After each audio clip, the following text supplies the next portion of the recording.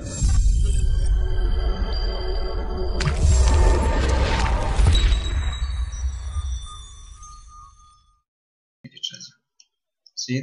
دې ترتیب سره یا راشي دلته څه به وکړئ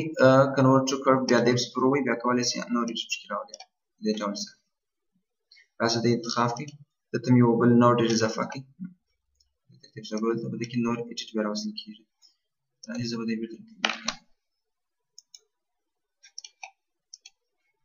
دا یې رسم کړئ اضافي بله مو وکړم او شیفټ انتخاب کړئ نوٹ کې ایډیټ راولئ راځئ دلته یو نقطه ور اضافه کړئ یا پر دې ځای ورته انتخاب کړئ دلته داسې یو بل کرو نقطه ګورئ ټول توري اضافه شول دغه سره یو ګوګل شي شکل دې ځان ته ورکړئ سیدي سر خو به خلاصېږي یا په دې شیپ کې داسې انتیکه شیپونه جوړوي چې بیخي څوک فکر هم نشي کولی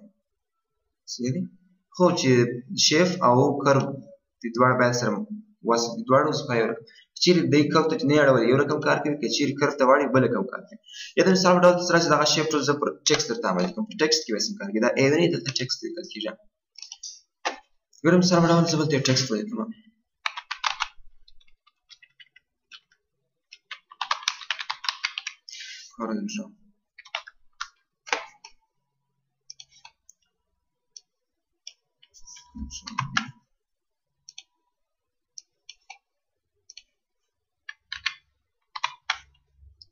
اوس راسي اوس که چیرې تاسو شیفټ راواخلئ که تاسو کولی شئ په دغه لغات کې ایډیټ راولئ یعنې هغه لغات څه به وکړئ ځینې لاندې راټاکئ یو لغات ځینې لوړ کړئ دې ډول سره شیفټ ولز په دغه صحیح دي ګورئ یو ځینې لوړ کړئ یا پورته وکړئ خو که چیرې بیا تاسو وغواړئ چې دا لغات هم ځینې جلا کوئ او هم یې څه به کوئ داسې روټیټ ورکوئ سره څرخوئ بیا به څه کوئ نو بیا به دی هم کرو ته اړوئ زه به دې ورته کنټرول زیډ کړم اوس بیا راشي بیا دی کرو ته وړئ کنټرول کیو او اوس بیا وګورئ بیا تاسو کولی شئ چې ته په هره نقطه کې جلا جلا ایډیټ راولئ ګوره سی په دې ډول سره کړه دې په دې ډول سره کوه دې په دې ډول سره کړه ګردشم وکړه روشن لوګو په دغه کرف کې جوړېږي ټکسټ ولیکئ ار انتخاب کې کرف وکړئ څه وکړئ داسې ار ځینې راکاش کړئ بار په دې ترتیب سره ګوره اوس دی په دې ډول سره دی نو بیا راشي دا نقطه یې ګوره انتخاب کړئ ګورئ دا نقطه انتخاب کړئ دلته یو بل اضافه کړئ داسې ګول باره راشي عیناً ګوره لکه هغه روشن غوندې باره داسې راشي دلته بل نقطه پسې اضافه کړئ بیا دلته راشي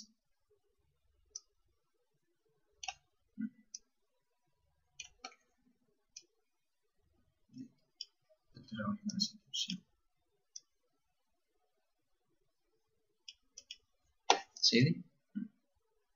یعنې مختلف شیپونه مختلف ایډیټ تاسو د شیپ له لارې کولی شئ شیفټ ولیکئ صحیح څه وایي edit a curved object or text character by manipulating nodes ګورئ هم ټکسټ هم شیف څه په دواړو کې تاسو کولی شئ راولئ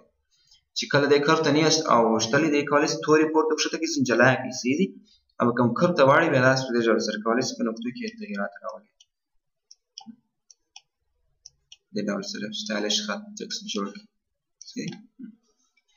یعنې مختلف شیپونه تاسو په دې کې جوړولی شئ صحیح دی په دې خو هم سر خلاص تر دې ځایه پورې نو دا د ششکارو د شیفټ کارو او د هغه څخه وروسته سموت دی سموت څه ته وایي سموت نرم کول ته وایي مثال ډول دا شیفټ جوړ کړی دی د څوک څه به کوي غواړي نرم یې راولي یو خدای دې موږ خپل دلته کولی شو په دې ځای کې دلته یې راولو څه به کوو بیا دلته هغه اندازه ور زیاتوو ګورئ دلته یې هم کولی شو ګورئ په دې ډول سره څوک راغلی یا په دې ډول سره راغلی ګورئ صحیح په دې ډول سره راغلی نور هم زاویه ور زیاته پراخه یا بیا دا رقم کې بیا ګوره په دې ډول سره سموت شو خو هغه اوس پته په دې سموت ټول سکیم اپلای کولی زه بیرته دې کنټرول زیډ کړم بیرته راشي شیفټ ټول لاندې چې شي سموت بیرته راشي ګورئ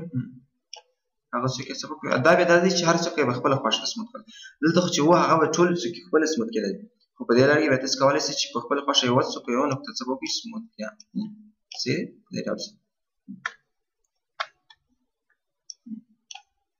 ګورئ یوه نقطه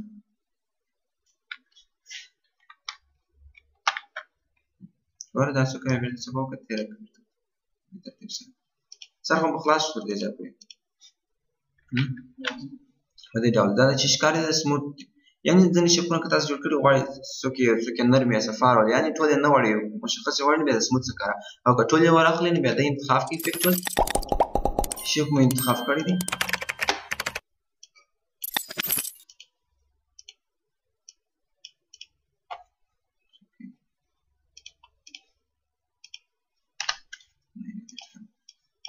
دې لارې څخه څه دي د دې کلور دی کارنر دی یا په دې ډول سره چمپېډ کارنر دی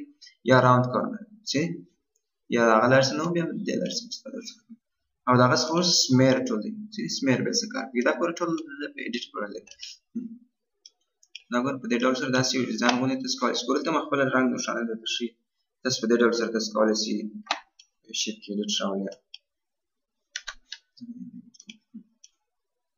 مختلف رنګونه مې استعمال کړي وي ډیزاین غوندې بیا د کولی شئ